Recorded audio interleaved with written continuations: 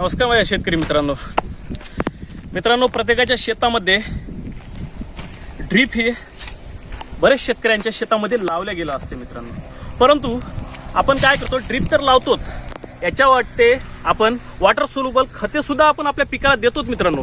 परंतु काय असतंय, हे ज्या वेळेला आपण वॉटर सोल्युबल खत देतो त्यावेळेला काय होतं मित्रांनो, हे बघा मित्रांनो, हे अशी ड्रीप चॉकअप होते मित्रांनो. म्हणजे याच्यामध्ये आपले जे वॉटर सोल्युबल खत असते ते जाऊन पॅक होऊन जाते आणि काही वेळाच्या नंतर, काही दिवसाच्या नंतर हे जे छिद्र असतात मित्रांनो ते बुजून पॅक होतात. पॅक झाल्यामुळे काय होते, आपल्या शेतामध्ये जे काही पाणी जाण्याची जे खताची जी व्यवस्था असते ते मोडकळीस येते मित्रांनो. त्यासाठी आपल्याला काय करायचं आहे मित्रांनो, ड्रीप चोकअप झालेली जी ड्रीप असते त्याला काढणं खूप गरजेचं असतं मित्रांनो. हे बघा मित्रांनो, या पद्धतीनं आपलं ड्रीपचे जे पाईप असतात ते चॉकअप होतात मित्रांनो. हे बघा का, हे अशा पद्धतीने काय चॉकअप झालं बघा मित्रांनो. हे चॉकअप काढण्यासाठी आपल्याला काय करावं लागेल, हे बांगडी पाईप आपल्याला ह्या ठिकाणी तुषारचे जे पाईप आपल्याकडे असतात ते या पद्धतीने तुम्हाला बांधून घ्यायचं आहे मित्रांनो.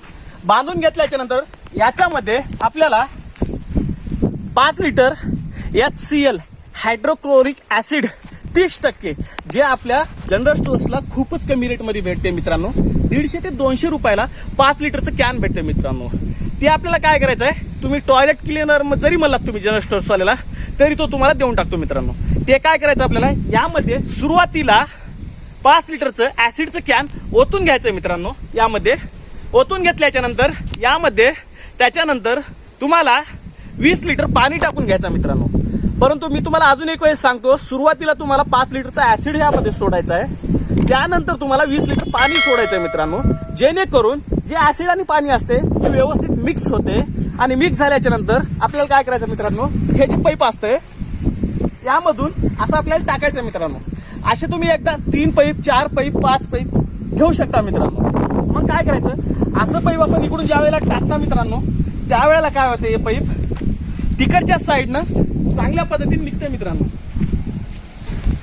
हे बघा मित्रांनो, ज्या वेळेला तुम्ही पाईप बाहेर काढता तिकडून टाकल्याच्या नंतर ह्या साईडला, त्यावेळेला आपल्याला काय करायचं आहे, तुम्ही इथं पाहू शकता की हे जे ड्रीपचे जे होल आहेत हे आता चांगल्या पद्धतीने क्लिअर झालेले आहेत मित्रांनो. म्हणजे याच्यावरती जे मळ साचलेलं होतं, खतांचं आपल्या जे बुरशी आलेली होती पांढऱ्या पद्धतीची, हे सर्व चांगल्या पद्धतीने साफ झाले मित्रांनो. तर हे अशा पद्धतीने तुम्हाला पाईप टाकून यामधून हळूहळू 10-10 सेकंदाला थोडं पुढे ढकलत जायचं आहे आणि हळूहळू पद्धतीने त्यामधून ऍसिडमधून ती काढत जायचं आहे. त्यामुळे ह्याच्यामध्ये टाकल्यामुळे काय होतं मित्रांनो, हे जे पाईप असते ह्याच्या आतून सुद्धा ऍसिड जाते आणि बाहेरून सुद्धा ऍसिड याला लागल्या जाते. त्याच्यामुळे काय होते, आतून जे याच्यामध्ये कीटन जमलेलं आहे ते पण साफ होते आणि वरून जे कीटन जमलेलं आहे मित्रांनो ते पण साफ होते. असं तुम्हाला वर्षातून कमीत कमी 1 ते 2 वेळा ही ट्रीटमेंट ऍसिडची करायची आहे आणि तुमचं ड्रीप इरिगेशन जे आहे मित्रांनो, तुमचं 10 वर्ष काहीच होणार नाही मित्रांनो. परंतु एक गोष्ट लक्षात घ्या मित्रांनो, जर तुम्ही हे ड्रीप इरिगेशन वर्षातून एकदा जर साफ करत नसाल तर 100% तुमचे लाखो रुपये ड्रीपमध्ये जे इन्व्हेस्टमेंट केलात मित्रांनो ते 100% तुमचे वाया जाणार, म्हणजे जाणार मित्रांनो. हे माझ्याकडून लिहून घ्या तुम्ही मित्रांनो. परंतु जर तुम्ही वर्षातून एक बार HClचे जे ऍसिड ट्रीटमेंट जर या ठिबकला दिलात तर तुमचं ड्रीप इरिगेशन खराब होणार नाही मित्रांनो.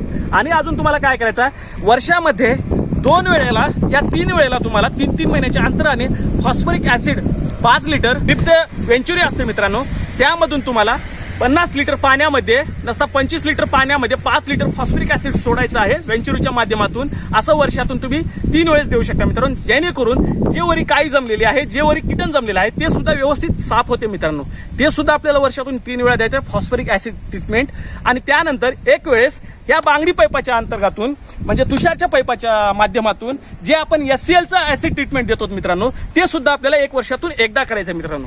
असं जर तुम्ही करत राहिलात तर मी तुम्हाला सांगतो मित्रांनो, तुमचा जे ठिबक सिंचन आहे, जे तुमचं ड्रीप इरिगेशन आहे कधीच खराब होणार नाही मित्रांनो. काळजी घ्या मित्रांनो, हेच आपली संपत्ती आहे मित्रांनो, याला जपा मित्रांनो. धन्यवाद मित्रांनो.